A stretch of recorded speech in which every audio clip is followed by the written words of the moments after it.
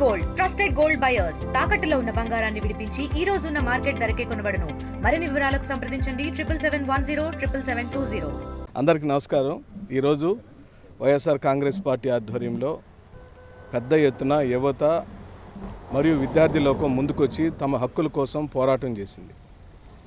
వీధి వాడ హోరెత్తిపోయింది. జై జగన్ అనే నినాదాలు, డౌన్ డౌన్ చంద్రబాబు అనే నినాదాలతో హోరెత్తిపోయింది. ఫీజులు ఇప్పించమని ప్రభుత్వం ముందుకొచ్చిన యువతకు బాసటగా అన్ని నాయకత్వాలు అన్ని స్థాయిలలో నిలబడినందుకు మేము అత్యంత సంతోషంగా ఉన్న ఈ శుభ సందర్భంలో సాధారణంగానే చంద్రబాబు నాయుడు మేము సంతోషంగా ఉండటం చూడలేడు కాబట్టి సాయిరెడ్డి గారిని సిఐడి ఎంక్వైరీ పేరుతో హైదరాబాద్ నుంచి పిలిపించారు. సరిగ్గా ఈరోజే వారిని పిలిపించి అసందర్భంగా మాట్లాడించారు. సాయిరెడ్డి గారు మాట్లాడిన ప్రతి మాట ఒక స్క్రిప్ట్ ప్రకారమే చదువుతున్నట్టుగా మాకు అనిపించింది.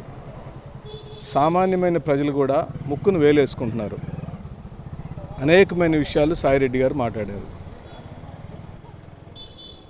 కేవీ రావుకు వైవి సుబ్బారెడ్డి గారికి సత్సంబంధాలు ఉన్నాయి అన్నారు.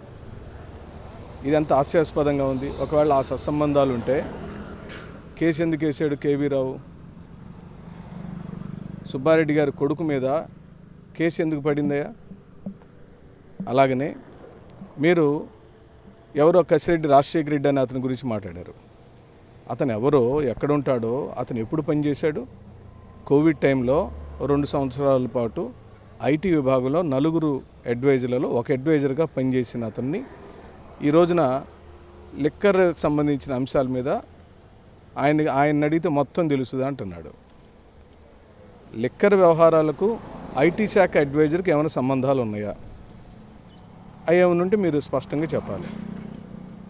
అంటే మీ పోకడలన్నీ, మీరు మాట్లాడుతున్న మాటలన్నీ ఎవరో చెబితే ఏదో కథనాన్ని ప్రజలకు వినిపించమంటే స్క్రిప్టెడ్గా వచ్చి మీరు మాట్లాడుతున్నట్టుగా ఉంది. కానీ ఓ పెద్ద మనిషి, ఓ 10 సంవత్సరాలు రాజ్యసభకు నామినేట్ చేయబడిన వ్యక్తి, వైఎస్ఆర్ కాంగ్రెస్ పార్టీ అధ్యక్షులు జగన్మోహన్ రెడ్డి గారి నాయకత్వంలో అనేక అవకాశాలు తీసుకున్న వ్యక్తి, జగన్మోహన్ రెడ్డి గారికి అత్యంత ఆప్తులుగా ప్రజలచే గుర్తింపబడిన వ్యక్తి ఈ రోజున పార్టీ కష్టకాలంలో ఉంటే నాయకుడు ఒక్కడే ఎదురొడ్డి వ్యవస్థ మీద ప్రజా హక్కుల కోసం పోరాడుతుంటే, ఇప్పటికే మీ చేతిలో 4 సంవత్సరాలు రాజ్యసభ ఇంకా మిగిలి ఉంటే ఈరోజు రాజకీయ సన్యాసం ఎందుకు చేశారండి?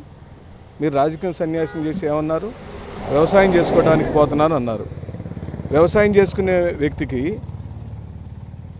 ఉపరాష్ట్రపతి గారికి రిసీవింగ్ చేసుకునే బాధ్యత ఎవరు అప్పచెప్పారు?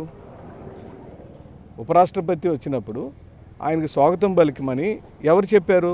మీరు వ్యవసాయదారుడు కదా, వ్యవసాయాలు చేసుకుంటుండేవారు కదా, అక్కడికి ఎందుకు వెళ్ళారు? ఓకే, మర్యాద కోసం వెళ్ళారు అంటున్నారు. రాజకీయాల్లో లేని వ్యక్తులు మర్యాదలు పాటించాల్సిన అవసరం ఏముంది? ఇంకోటి అడుగుతున్నాము.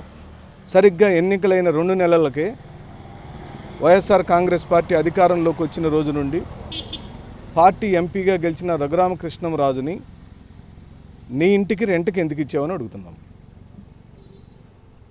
అంటే కూటమి ప్రభుత్వంతో మీ రహస్యమైన స్నేహం కొనసాగిస్తూ ఈ రోజున మీరు ఇక్కడేదో క్వార్టర్లు ఉన్నాయని, ఆ క్వార్టర్లే వారిని ఇన్ఫ్లుయెన్స్ చేస్తున్నాయనే మాట మాట్లాడారు. అసలు సాయిరెడ్డి గారు, నేను అడుగుతున్నాను, ఓ ఎస్ఏ విభాగ రాష్ట్ర అధ్యక్షుడిగా, మాజీ శాసనసభ్యుడిగా, మీకన్నా మించిన క్వార్టర్ జగన్మోహన్ రెడ్డి గారి దగ్గర ఎవరున్నారు?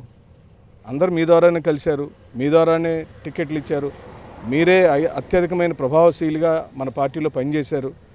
ఈరోజు పార్టీలో పనిచేయటం ఇష్టం లేనప్పుడు, బయటకు వెళ్ళినప్పుడు ఓ మహాప్రభంజనాన్ని సృష్టించిన నాయకుడి మీద ఆ విధమైన భాష మాట్లాడటాన్ని పూర్తిగా వైఎస్ఆర్ కాంగ్రెస్ పార్టీ, నేను వ్యక్తిగతంగా వ్యతిరేకిస్తూ ఇది మానుకోమని, రాజకీయ దురుద్దేశాలతో ఎలాంటి మాటలు మీరు మాట్లాడొద్దని, ఇప్పటికే ఈ ప్రజలు వాళ్ళు ఇస్తామన్న సూపర్ 6 హామీలు నెరవేర్చకపోతే అల్లల్లాడిపోతున్న ఆంధ్ర రాష్ట్ర ప్రజలకు మీకు ఏదైనా బుద్ధి పుడుతున్నప్పుడు, లేదా మీరు ఏదైనా మాట చెప్పాలనుకున్నప్పుడు ప్రజలకు ఉపయోగపడే మాట ఏదని చెప్పండి. ప్రజా తరపులో మాట్లాడండి. మిమ్మల్ని సిఐడి కృష్ణపట్నం పోర్టు విషయంలో విచారణకు పిలిచిందనేది అదొక పెద్ద డ్రామా. దాని మీద మీరు మాట్లాడాలి, అంశాల మీద మాట్లాడాలి. మా నాయకుడి గురించి మాత్రం దయచేసి అలా మాట్లాడొద్దు. ఎందుకంటే మీరు సంస్కారవంతులుగా మా అందరి మధ్యలో ఓ మర్యాదస్తులుగా, ఓ పెద్ద మనిషిగా మేమందరం గౌరవించాం, మీరు గౌరవించబడ్డారు. రాజ్యసభకు 2 సార్లు నామినేట్ చేయబడ్డారు. నాకు తెలిసి ఏ వ్యక్తికి 2 సార్లు వరుసన కంటిన్యూటీ నామినేషన్ రాలా. 4 ఇయర్స్ మీకు ఉంది సార్. 4 ఇయర్స్ మీకు ఇంకా కాలపరిమితి ఉన్నప్పుడు ఈ 4 ఇయర్స్లో మీరు రిజైన్ చేస్తే లాభం పొందేది ఎవరు? మీరే చెప్పాలి ఈ రాష్ట్ర ప్రజలకు. ఎవరికి లాభం చేకూర్చడం కోసం మీరు రాజీనామా చేశారు? ఎవరికి లాభం కలుగుతుంది తద్వారా? మళ్ళీ తిరిగి వైఎస్ఆర్ కాంగ్రెస్ పార్టీ వాళ్ళు రాజ్యసభకు ఎంపీ మీ ఖాళీని పూరించడానికి, ఎంపీ కావటానికి మా దగ్గర ఏ ఎమ్మెల్యేలు లేరు ఇప్పుడు. అంటే మీరు వాళ్ళచే ప్రభావితం చేయబడి రాజీనామా చేసినట్టుగా ఈరోజు మీరు మాట్లాడుతున్న మాటలు మాకు అలా అనిపిస్తున్నాయని ఈ సందర్భంగా మనవి చేస్తాం. మీ పట్ల గౌరవ మర్యాదలు ఉంటాయి, కానీ ఈ విధమైన భాషను మీరు మాట్లాడితే, ఈ విధమైన మాటలు మాట్లాడితే ఇది చాలా చాలా తప్పు. మీరు ఉపసంహరించుకోమని చెబుతున్నాం. కేసులకు, వైఎస్ఆర్ కాంగ్రెస్ పార్టీ నాయకులకు ముడిపెట్టి, మీ వ్యక్తిగత వ్యవహారాలను పార్టీలకు ముడిపెట్టి మాట్లాడొద్దని చెప్తూ సెలవు తీసుకున్నాం. మరిన్ని వీడియోస్ కోసం ఛానల్ ని సబ్స్క్రైబ్ చేయండి. లేటెస్ట్ అప్డేట్స్ కోసం వాట్సాప్ ఛానల్ ని ఫాలో అవ్వండి. ఆ లింక్ డిస్క్రిప్షన్ లో ఉంది.